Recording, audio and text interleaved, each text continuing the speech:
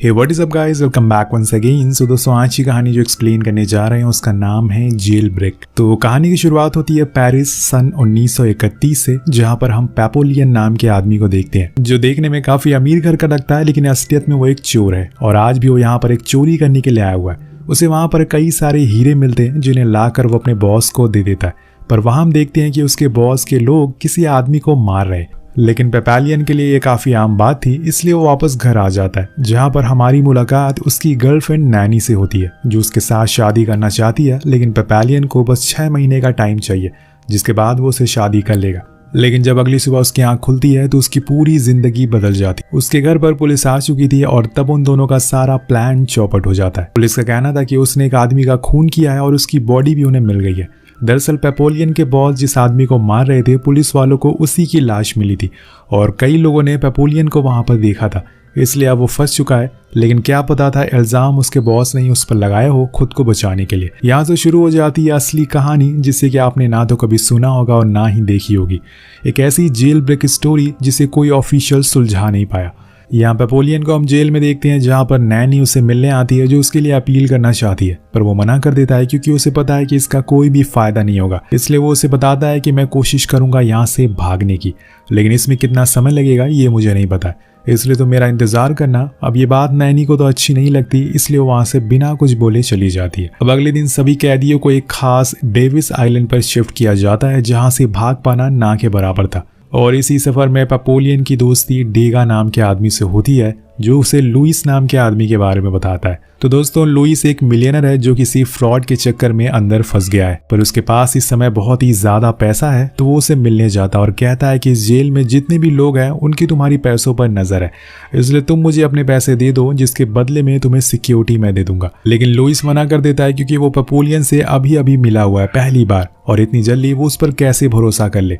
अब उसी रात शिप पर कुछ लोगों को पता चल जाता है कि लुइस ने खुद के पेट के अंदर पैसे छुपा रखे हैं। तो एक आदमी उसे मारने की फिराक में उसके पास आकर सो जाता है और थोड़ी ही देर में उसे मार देता है, लेकिन उसने गलती से किसी और को मार दिया था जो कि हूबहू लुइस की तरह दिखता था। और इन सब चीजों से अब लुइस बहुत ही ज्यादा डर गया था, इसलिए अगले दिन वो सीधा जाता है पेपोलियन के पास और उसे कहता है कि तुम्हें जितना भी पैसा चाहिए यहाँ से भागने के लिए मैं दूंगा, लेकिन उसके बदले में तुम मुझे तब तक सिक्योरिटी दोगे जब तक मेरी अपील पूरी नहीं हो जाती।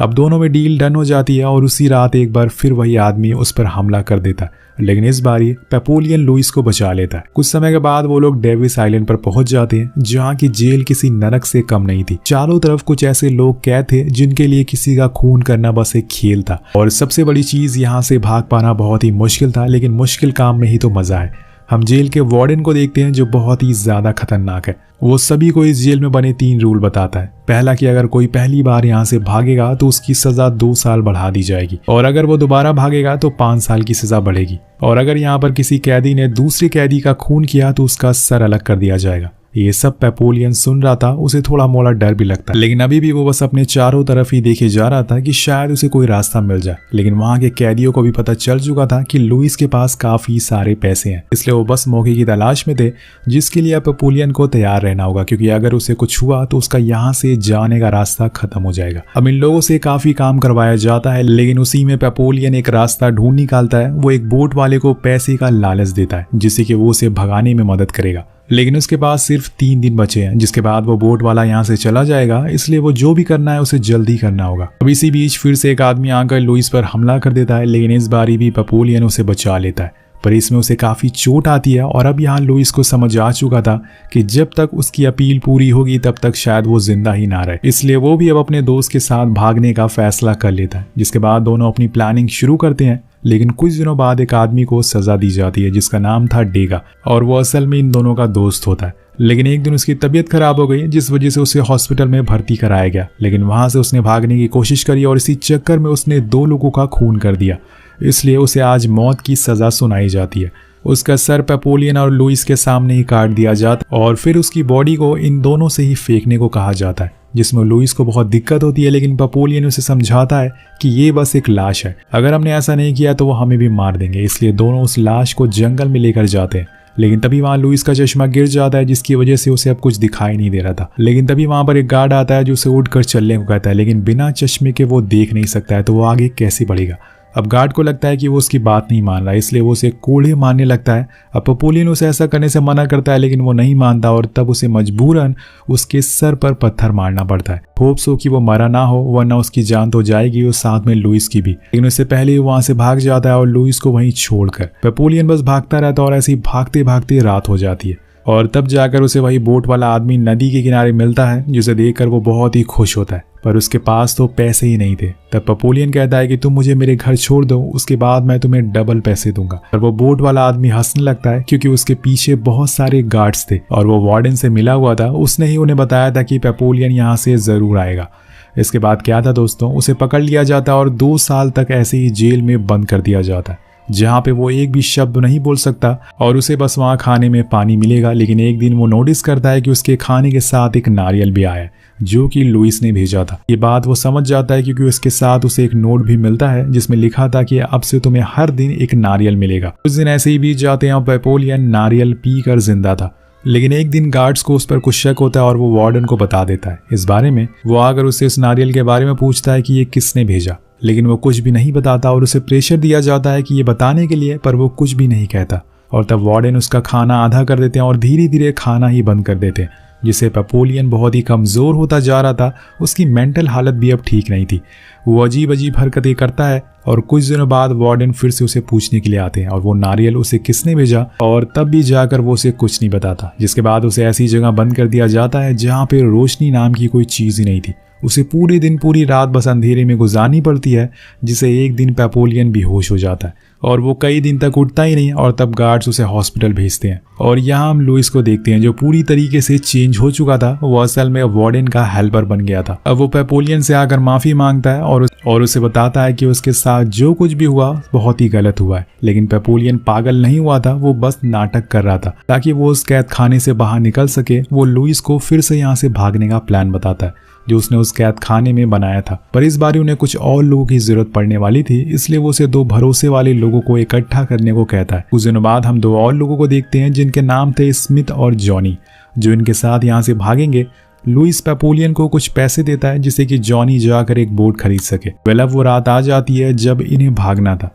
सब कुछ प्लान के मुताबिक चल रहा था और यहाँ लुइस ने जेलर की ड्रिंक में नींद की गोलियां मिला दी थी, जिसे पीकर वो सो जाता है। सारे जो भी गार्ड्स थे या ऑफिशियल थे वो बाहर फिल्म देख रहे थे, यानी कि इनके पास एक अच्छा मौका है।